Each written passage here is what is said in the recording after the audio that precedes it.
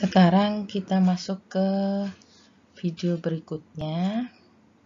Karena filenya terlalu besar sehingga video ini dibagi menjadi 2. Sehingga jelas ya bahwa efek samping itu tidak main-main. Harus benar-benar diketahui, jangan sampai terlambat untuk mengetahui efek samping, tidak membaca aturan pakai dan etiket pada obat tersebut sehingga terlambat untuk ditolong dan akhirnya terjadi kefatalan atau kematian. Selanjutnya adalah pencegahan efek samping obat atau monitoring efek samping obat, disingkat MESO. Ya. Jadi efek samping ini bisa diminimalisir ya, agar tidak banyak terjadi. Contohnya bagaimana? Kita harus memperhatikan aspek yang harus dipertimbangkan dalam pemakaian obat-obatan. Yang pertama adalah efektivitas. Efektivitas adalah daya kerja. Ya. Kemudian yang kedua adalah keamanan, safety. Jadi obat itu aman jika manfaatnya lebih besar dari efek samping. Yang ketiga adalah mutu. Nah, ini juga penting.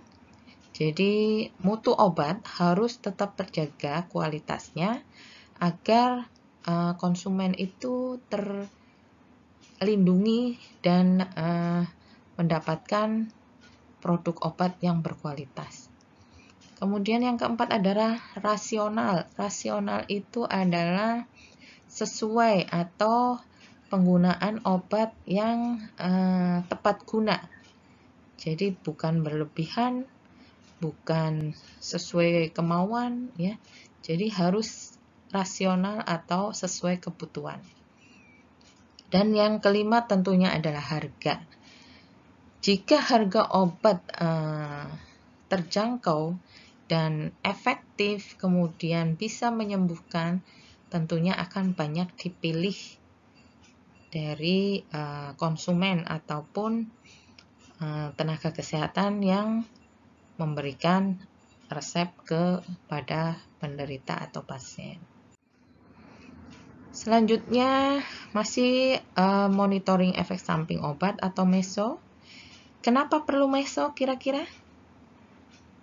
Ya, jadi MESO ini nantinya diperlukan karena informasi obat secara lengkap yang di pasaran itu biasanya sulit didapat dan kemungkinan uji klinik yang memenuhi syarat menghasilkan informasi yang terbatas.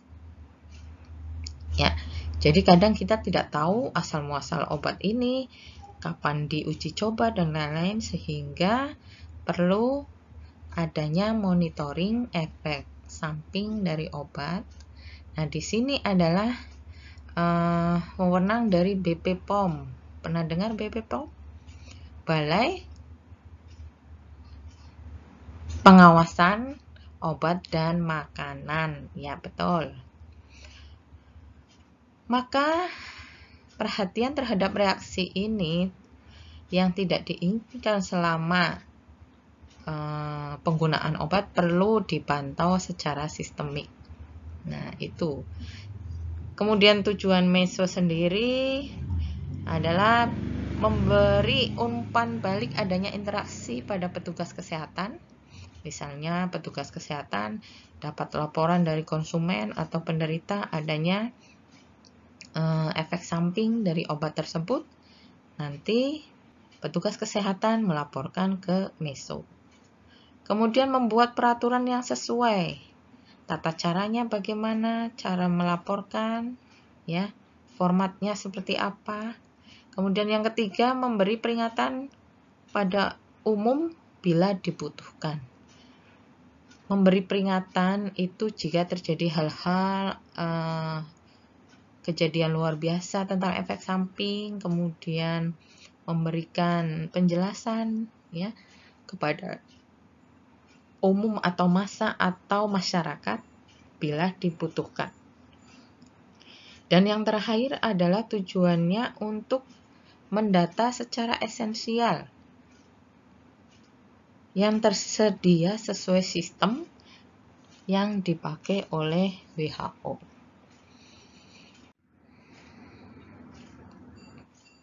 Nah, guna dari MESO dalam hal ini adalah Badan Pengawasan Obat.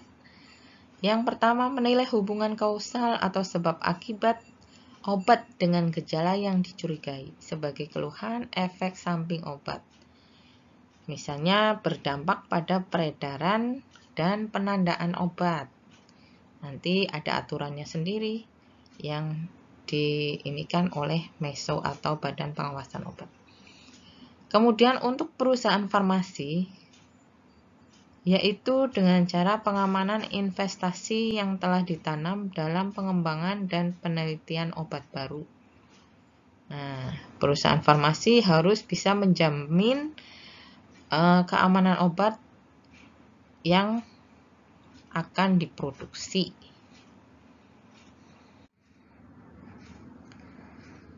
Ya, di bawah ini kita akan mempelajari apa itu efek samping? Apakah selalu terjadi? Di sini jawabannya apa? Efek samping tidak selalu terjadi. Karena itulah istilah efek samping ini lebih dikenal dengan kemungkinan efek samping atau possible side effect. Ya. Suatu obat mempunyai satu atau beberapa efek samping. Contohnya efek sampingnya mual, muntah, pusing, ya, mengantuk. Itu kan ada beberapa efek samping. Nah, kebanyakan efek samping ini yang normal adalah bersifat ringan, dapat ditoleransi dan tidak bermakna secara klinis, sehingga manfaat lebih besar daripada efek samping. Kemudian jika kita membeli obat bebas atau obat bebas atau tanpa resep dokter, maka kita wajib membaca brosur obat yang merupakan penjelasan ringkas dari obat tersebut. Yang di situ termasuk juga efek sampingnya. Nah, ini salah satu pencegahan atau cara meminimalisir terjadinya efek samping. Ada 4. Yang pertama adalah harus baca kemasan atau brosur obat atau etiket. Yang di situ ada efek samping yang mungkin timbul. Yang kedua, dapatkan informasi tentang efek samping yang lengkap dan apa yang harus dilakukan bila mengalaminya. Ini bisa ditanyakan pada apoteker saat beli di apotik. Kemudian efek samping yang mungkin timbul itu banyak macamnya. Bisa reaksi alergi, gatal-gatal, ruam, mengantuk, mual, dan lain-lain. Yang keempat adalah penggunaan obat pada kondisi tertentu seperti ibu hamil, menyusui, lanjut usia, gagal ginjal, dan lain-lain dapat menimbulkan efek samping yang fatal.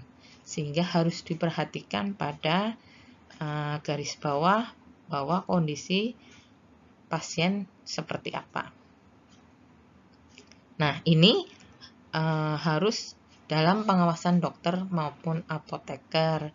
Makanya contohnya adalah ibu hamil tidak boleh konsumsi obat sembarangan atau beli obat warung. Karena itu bisa berefek samping pada janinnya saat dilahirkan. Karena pengaruh dari obat yang dikonsumsi.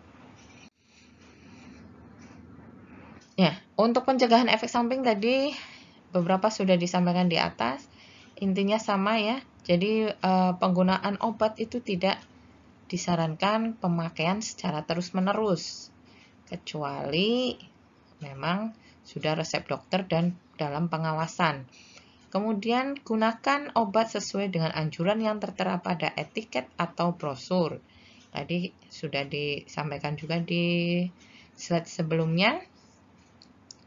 Yang ketiga, bila obat yang digunakan menimbulkan hal-hal yang tidak diinginkan, segera hentikan penggunaan dan tanyakan kepada apoteker maupun dokter. Kemudian yang keempat, hindarkan penggunaan obat orang lain walaupun gejala penyakitnya sama. Ya.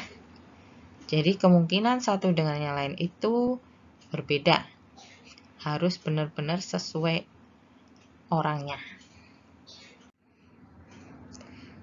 Kemudian yang kelima adalah untuk mendapatkan informasi penggunaan obat yang lebih lengkap. Tadi bisa ditanyakan ke apoteker. Kemudian cara pemakaian obat yang tepat juga harus diperhatikan sesuai waktunya, sesuai sasarannya. Kemudian sesuai cara penggunaannya. Kemudian diharapkan minum obat sampai habis.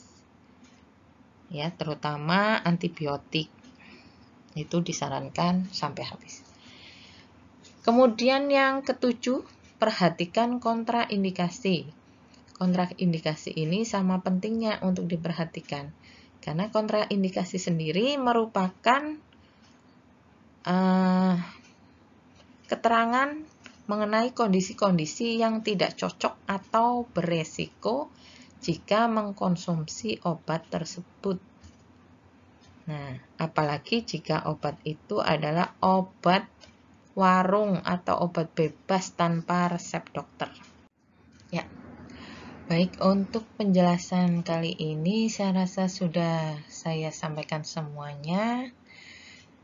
Selanjutnya penutup adalah jika masih ada yang belum jelas, nanti bisa ditanyakan di forum yang sudah tersedia di Skansa. Semoga materi bisa diserap dengan baik dan bermanfaat bagi kita semua. Terakhir, saya ucapkan banyak terima kasih. Wassalamualaikum warahmatullahi wabarakatuh. Selamat belajar.